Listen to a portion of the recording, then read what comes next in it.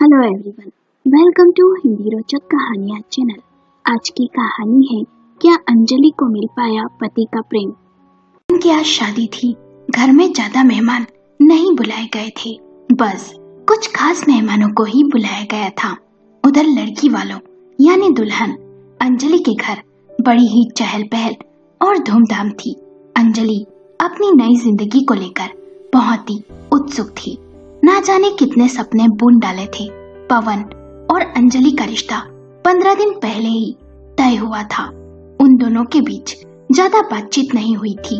हर बार अंजलि ही पवन को फोन लगाती और पवन की तरफ से सिर्फ हाँ और हूं में ही जवाब मिलता। अंजलि जब ये बात अपनी छोटी बहन को बताती तो वो अंजलि से कहती कि शायद पवन जीजा जी थोड़े अंतर्मुखी स्वभाव के हैं। ऐसे लोगों को खुलने में थोड़ा समय लगता है। पवन के घर वालों को शादी की जल्दी थी। उनका कहना था कि पवन की दादी की तबीयत ठीक नहीं रहती, वो पोते की शादी देखना चाहती है, इसलिए जल्द से जल्द शादी कर देते हैं। लड़के वालों के कहने पर अंजलि के पिता मना नहीं कर सके। पवन, तू अभी तक ऐसे ही बैठा है बेटा, चल तैयार हो, बारात निकालने का समय हो गया है। पवन की माँ ने पवन से कहा तो पवन अनमने मन से तैयार होने लगा। बारात अपने निश्चित समय से घर से गार्डन के लिए निकल गई। सभी नाच रहे थे, पर पवन घोड़ी पर उदास सा बैठा हुआ था। किसी के कहने पर कुछ समय के लिए उसके चेहरे पर स्माइल आ जाती, फिर गायब भी हो जाती। बारात गार्डन के दरवाजे पर पहुंच गई। लड़की वालों ने बारात का बड़ी ही धूमधाम से स्वागत किया। फिर हथेला भरने की रस्म हुई। पवन ने एक बार भी नजर उठाकर अंजलि को नहीं देखा। फोटोग्राफर को भी बार बार पवन को नजर उठाने और स्माइल करने को कहना पड़ रहा था। अंजलि को भी ये सब थोड़ा अजीब लग रहा था। दूल्हा दुल्हन स्टेज पर जाकर बैठ गए। फिर फोटोग्राफर ने पवन और अंजलि को कुछ रोमांटिक पोज बनाकर फोटो खिंचाने को कहा। पवन ने 2-3 फोटो खिंचवाई। फिर फोटोग्राफर ने पवन को अपने घुटनों पर बैठ अंजलि को रोज देने को कहा। पवन बैठा भी, पर अचानक से रोज देते समय क्या हुआ पता नहीं, झटके से उठ गया और बोला, बस हमें कोई फोटो नहीं खिंचवाना। उसके बाद सभी रस्में हुई और बारात विदा हो गई। घर आने के बाद पवन की माँ ने बड़ा ही धूमधाम से अंजलि का स्वागत किया और फिर अंजलि को उसके कमरे में आराम करने के लिए भेज दिया। पवन हॉल में अपने 2 खास दोस्तों के साथ बैठा हुआ था। रात के 9 बजे हुए थे। सभी बात करने में व्यस्त थे। कुछ देर बाद दोस्त भी चला गया। रात के 10 बजे के आसपास पवन कमरे में गया। अंजलि लाल साड़ी में मुंह ढक फूलों के सजे हुए पलंग पर बैठी थी। कमरे में पवन के आने की आहट सुन थोड़ी सी सिमट गई, पर पवन आते ही वॉशरूम में चला गया, कपड़े बदले और अंजलि के पास जाकर बैठा और मोबाइल देखने लगा। ये देख अंजलि को बड़ा गुस्सा आया। सोचने लगी, कैसा इंसान है, सामने नई नवेली पत्नी बैठी है और ये मोबाइल देख रहा है। फिर सोचा कि शायद किसी के बधाई के मैसेज आए हों, वो देख रहा हो। पर पवन 3 सेकंड बाद हड़बड़ा कर उठा, दरवाजा खोला और बाहर जाने लगा। अंजलि ने आवाज भी लगाई, पर पवन इतनी जल्दी में था, उसने कुछ नहीं कहा और बाइक स्टार्ट कर चला गया। अंजलि ने घड़ी देखी, रात के 11 बजे। पवन कहाँ गया? वो स्तब्ध खड़ी रही। आवाज सुन सास ससुर भी वहां आ गए और बोले, क्या हुआ बहू, पवन कहाँ गया? अंजलि ने कहा, पता नहीं मम्मी जी, कमरे में आने के बाद फ्रेश होकर मोबाइल देखने लगे, फिर बाइक की चाबी ले दौड़ते हुए बाहर जाकर बाइक स्टार्ट कर चले गए। पवन के पिता ने पवन के मोबाइल पर कॉल किया तो मोबाइल कमरे में पलंग पर ही पड़ा हुआ पाया। सभी परेशान हो गए कि सुहाग रात के दिन पवन अपनी पत्नी को छोड़ कहाँ गया। अंजलि की सास निर्मला ने अपनी बेटी प्रीति से कहा, जा तेरी भाभी को अंजलि को कमरे में ले जा और तू उसी के पास बैठना। अंजलि कमरे में चली गई, पर मन में उथल पुथल मची हुई थी।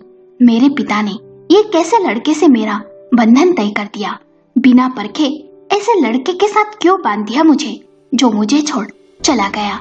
कहीं कोई लड़की का चक्कर तो नहीं, अभी तो सुहागरात भी नहीं हुई है, कहाँ भटक रहा होगा, फिर लौटेगा भी या नहीं, ना जाने कितने सवाल अंजलि के मन में उमड़ रहे थे। उसने धीरे से अपनी ननंद प्रीति से पूछा, प्रीति तुम्हें क्या लगता है पवन कहाँ गए होंगे? अंजलि का सवाल सुन प्रीति थोड़ी सकपका गई और फिर बोली, अरे भाभी, हो सकता है किसी दोस्त के पास चले गए हों, आ जाएंगे, आप चिंता मत करो, सो जाओ। अंजलि की आंखें नम थी। मन में विचार आया कि मम्मी पापा को फोन लगाकर सब बातें बता दे, पर सोचा हो सकता है कुछ देर में पवन आ जाए और उन्हें फोन लगाने पर वे यहाँ आ जाएंगे तो अच्छा नहीं लगेगा। हॉल में पवन के माता पिता, छोटा भाई, दादी, चाचा चाची सब बैठे थे। छोटा भाई पवन के सभी दोस्तों को फोन लगा रहा था और चाचा का लड़का बाइक लेकर पवन को ढूंढने गया था। बैठे बैठे रात गुजर गई पर पवन नहीं आया। अंजलि की आंखें रो रो कर लाल हो गई थी। सुबह उसकी सास ने उसके पास आकर कहा, बेटी पवन आ जाएगा, तू चिंता मत कर, नाश्ता कर ले। पर अंजलि के गले से एक घुट पानी का भी नहीं उतरा। सभी चिंतित थे। अंजलि ने सोच लिया था इन सब में उसकी गलती नहीं, शायद पवन ने किसी दबाव में आकर शादी की हो। दोपहर में वो अपने माता पिता को फोन कर सब कुछ बता देगी और उनके साथ यहाँ से चली जाएगी, अब यहाँ नहीं रहेगी। दोपहर के 12 बजे बाइक की आवाज आई। देखा तो पवन आ गया था, पर ये क्या, वो नशे में था, उससे ढंग से चला भी नहीं जा रहा था। आकर सोफे पर निढाल सा पड़ गया। अंजलि भी दौड़ती हुई बाहर हॉल में आ गई। पवन के पिता किशोर ने चिल्लाते हुए कहा, निर्लज्ज, शराब पीकर आया? रात को कहा था तू? पर पवन ने कोई जवाब नहीं दिया। गुस्से में किशोर और चिल्लाए तो निर्मला ने कहा, रहने दो, वो होश में नहीं है, और पवन के भाई मोहित से कहा पवन को उसके कमरे में ले जाए। मोहित ने पवन को ले जाकर पलंग पर लेटा दिया। निर्मला ने अंजलि से कहा, बेटी तू भी कमरे में जा, आराम कर। अंजलि जाने के लिए पलटी तब दादी ने निर्मला से कहा, गया होगा तेरा लाडला उस कलमुही के पास, अब भी उस कलमुही को चैन नहीं आया, क्या जान लेगी उसकी? निर्मला ने कहा, माँ जी धीरे, अंजलि सुन लेगी। पर अंजलि ने ये बात सुन ली थी। अब वो समझ गई थी गर्लफ्रेंड का चक्कर है तो मेरी जिंदगी बर्बाद क्यों की? होश आने पर पूछूंगी और मैं एक पल भी यहाँ नहीं रुकूंगी। घर का माहौल तनावग्रस्त था। सन्नाटा छाया हुआ था। अंजलि सोच रही थी कि अगर उससे मोहब्बत थी तो मुझसे शादी क्यों की? जब प्यार निभाने का दम नहीं तो प्यार क्यों किया? फिर पवन ने 2 जिंदगियों से खिलवाड़ किया है, क्या पवन को माफ कर देना चाहिए? पवन के कारण मुझे मानसिक पीड़ा झेलनी पड़ी, मेरा तो अस्तित्व ही अधर में लटक गया। जब इतनी ही मोहब्बत थी उसे ही अपना लेता, मेरी जिंदगी बर्बाद करने का हक किसे दिया उसने? अंजलि ने पवन को देखा, बड़े ही आराम से नशे में सो रहा था। बहुत देर बाद पवन को होश आया और होश आते ही वो वॉशरूम में गया। बहुत देर वॉशरूम में ही रहा, नहाकर बाहर आया, उसकी आंखें लाल थी। कुछ देर बाद निर्मला खाना लेकर कमरे में आई और पवन से बोली, खाना खा लो। फिर निर्मला ने अंजलि को कमरे से बाहर बुलाया और बोली, बहू अभी पवन को आराम करने दो, हम उससे कल सुबह बात करेंगे, तुम उसका ध्यान रखो। ये सुन अंजलि को गुस्सा आया कि अभी पूछे अपने लाडले से उसने ऐसा क्यों किया। फिर सोचा कहीं ये सब भी पवन के साथ शामिल तो नहीं। कमरे में गई तो देखा पवन खाने की थाली के सामने बैठा है पर एक कौल भी नहीं खाया। अंजलि ने कहा, खाना खा लीजिए, तो पवन ने कोई जवाब न देकर थाली आगे खसका दी और सोफे पर मुंह फेर कर लेट गया। अंजलि सोचने लगी, यार क्या नाटक है ये, कब तक ऐसा चलेगा? अब बहुत हुआ, उठने दो इसे, सारे सवाल पूछूंगी इससे और फैसला यही है, अब यहाँ नहीं रहूंगी। यह दूसरी रात थी जो अंजलि जागते हुए बिता रही थी और पवन रात भर जाने क्या क्या बड़बड़ाता रहा। बीच बीच में उसकी सिसकियां भी अंजलि को सुनाई दी। वो पूछना चाहती थी पर हिम्मत ना कर सकी। सुबह 8 बजे पवन उठा तो अंजलि ने कहा, मुझे आपसे बात करनी है, अभी इसी समय। आखिर क्या चल रहा है ये सब? आपकी जिंदगी में कोई कोई और थी तो मेरी जिंदगी क्यों बर्बाद किया आपने? पर पवन मौन था। अंजलि जोर से बोली, कहो, मुझे मेरे सवाल का जवाब दो पवन। पवन ने धीमे से कहा, सॉरी। अंजलि ने कहा, क्या सॉरी? सॉरी कह देने से सब ठीक हो जाएगा? तभी पवन का मोबाइल बजा और पवन ने किसी से कहा, अभी आता हूं, और बाइक की चाबी उठाई। अंजलि ने कहा, जवाब दो मुझे। पर पवन फिर चला गया। इस बार अंजलि और गुस्से से भर गई और सोचने लगी, अब पवन कब लौटेगा? फिर सभी हॉल में जमा हो गए और खुसुर फुसुर चालू हो गई। अंजलि ने अपनी सास से पूछा, मम्मी जी ये सब क्या है? मुझे जवाब दीजिए। पर निर्मला चुप थी, किसी ने कुछ नहीं कहा। 1 घंटे बाद पवन घर आ गया तो किशोर ने चिल्लाते हुए कहा, पवन क्या चल रहा है ये सब? ये शादी तुम्हारे कहने पर हुई है और तुम ही अब ये सब कर रहे हो, क्यों पवन? कहो। पवन ने कहा, पापा मुझे माफ कर दो और थोड़ा समय दो, मैं सब ठीक कर दूंगा, और कमरे में चला गया। अंजलि भी पवन के पीछे पीछे कमरे में आ गई। उसने देखा पवन के हाथ में एक डायरी है जिसे उसने अलमारी में रख ताला लगा दिया। कुछ देर पवन सोफे पर बैठा रहा चुपचाप, फिर वॉशरूम में जाकर मुंह धोया और बाहर आया और अंजलि से बोला, तुमने कुछ खाया? सॉरी, मैं अभी प्रीति को चाय नाश्ता लाने को कहता हूँ। इस बार अंजलि के शब्द और रुख बड़ा कड़ा था। वो बोली, नहीं चाहिए तुम्हारी झूठी हमदर्दी। सुहागरात के दिन अपनी पत्नी को छोड़ कौन जाता है? क्या चल रहा है ये सब?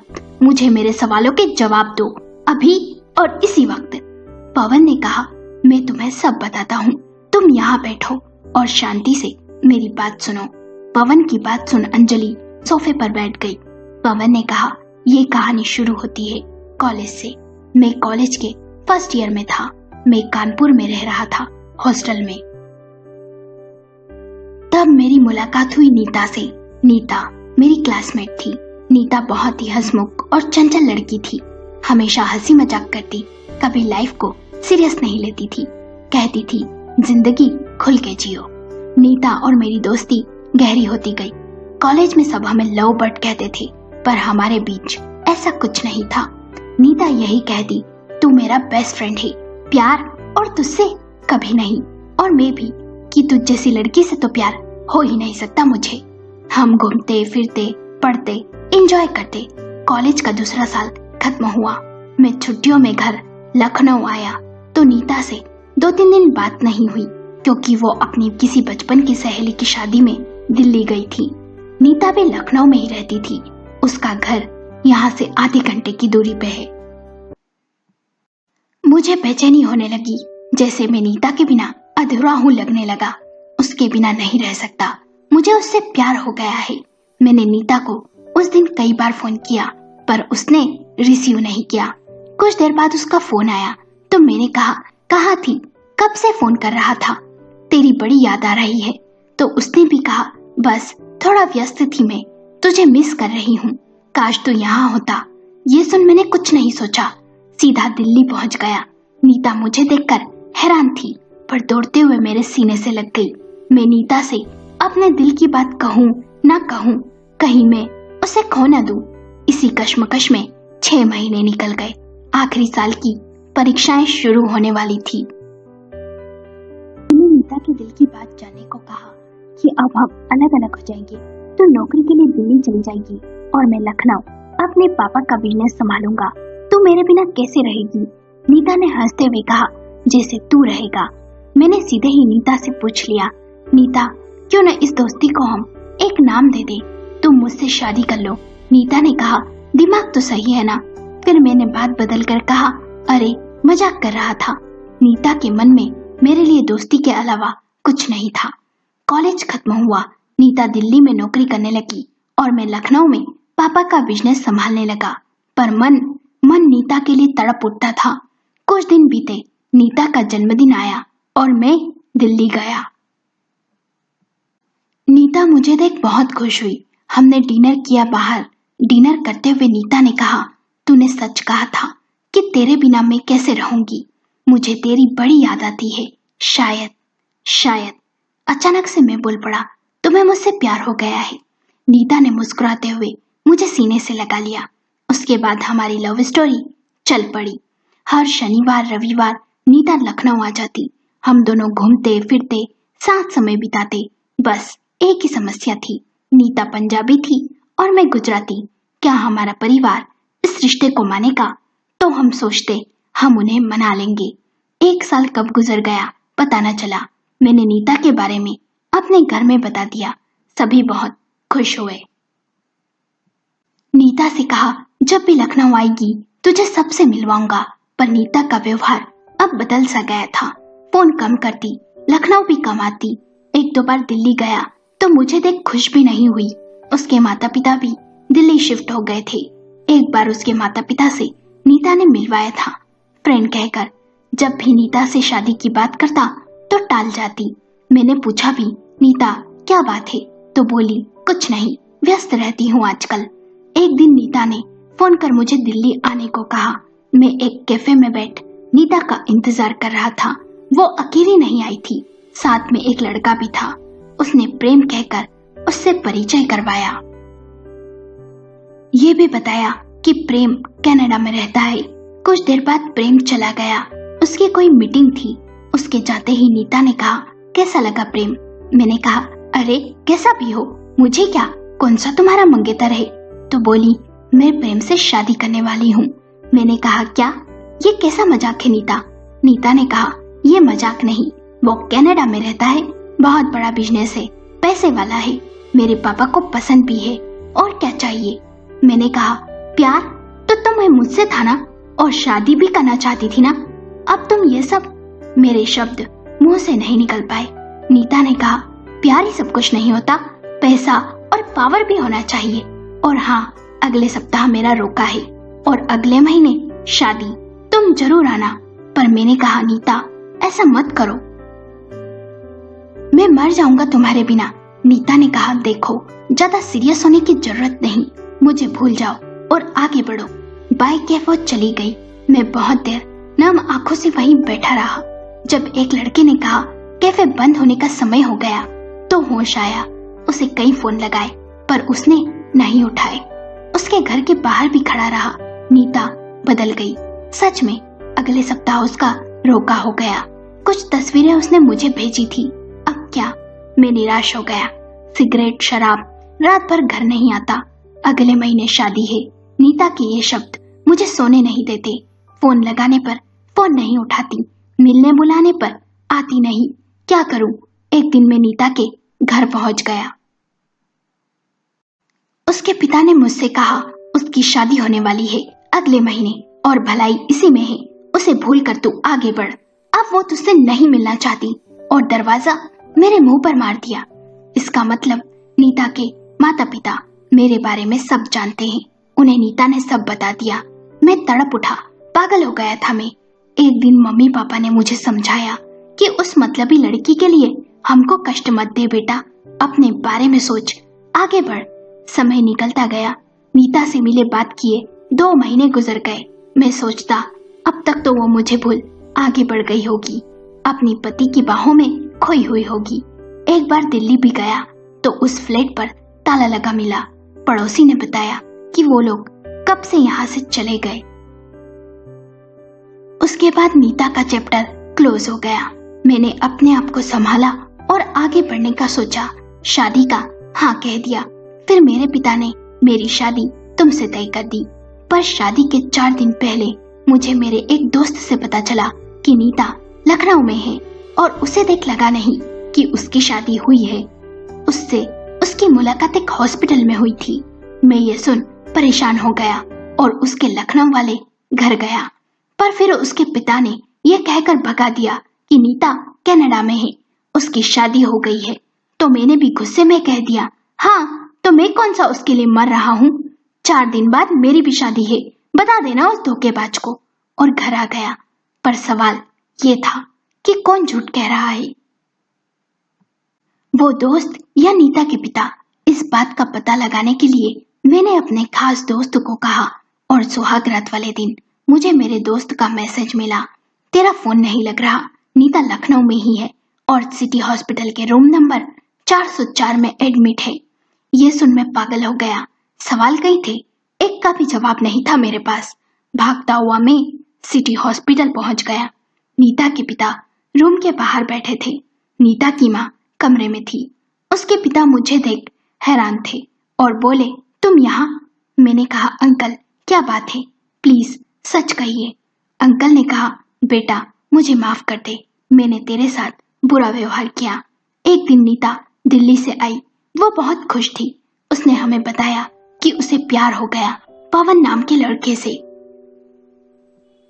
उसने तुम्हारी तस्वीर भी दिखाई।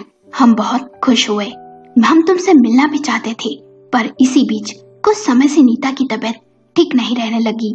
उसे डॉक्टर को बताया तो पता चला कि उसे ब्लड कैंसर है। उसके पास ज्यादा समय नहीं है। नीता ये सुन पागल हो गई। वो जानती थी यदि वो तुम्हें ये बताएगी तो तुम जी नहीं पाओगे।